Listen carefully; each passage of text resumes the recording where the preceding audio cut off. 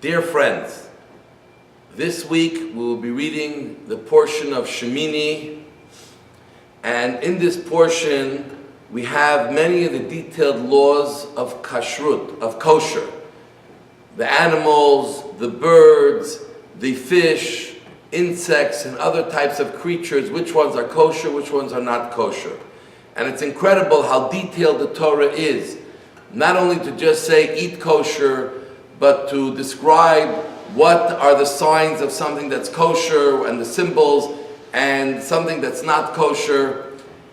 And the question is, what is the purpose of it all? Is God trying to give us a diet for health? Is God trying to give us some secret sauce to the right diet for long life? No. The Torah is trying to tell us that God is directing us how important it is to realize that whatever we take into our mouth, whatever we take into our body, will have an effect on us. The effect might not be only physical, it may be spiritual, and kashrut is mostly about the spiritual effect. And we have to be so careful about what we take in because of the repercussions of what it may do to our characteristics and to our physical body itself and our spiritual health. And in Judaism, we find that the Torah is obsessed with what we take in to our mouth. And as we read in this week's Ethics of Our Fathers, chapter 1, what we let out of our mouth. And the rabbis tell us that the greatest virtue is silence. Talk only when needed. Your words should be measured. Your words should be positive. Your words should be effective.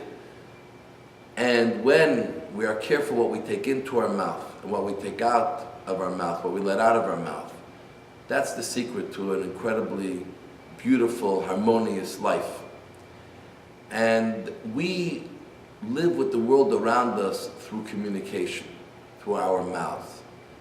When we watch what we take in and when we take out, our communication and what we bring into our body, this will allow us to live a most beautiful, peaceful, harmonious, successful, a life where we make great relationships, a life where we're able to influence and affect people positively, a life where we can lift up people, a life that through our words we can build many great things, and not, God forbid, with some words destroy. As we watch what's going on in the world, the war of words, words are very powerful. They instill fear, anxiety, but words also have the power to inspire, to build, to raise up. And let's make sure that what we let out of our mouth is only positive and good. And what we take into our mouth and makes our character is also what God prescribes for us. And this will lead us to a beautiful life. And I want to finish off, and for those in Montreal, I want to invite you, as we're going to be inspired from words of those who have lived through the Holocaust, through Kristallnacht, as we celebrate with our Torah that was saved from the fires of Hamburg, Germany's Kristallnacht, and it will be read in our synagogue, witnessed by many survivors, their children, grandchildren, many other people. Please join us 10 a.m. at Chabad of the Town tomorrow morning. Candlelighting time in Montreal tonight is 7:19 p.m. Shabbat Shalom. May God bless you. Love you all.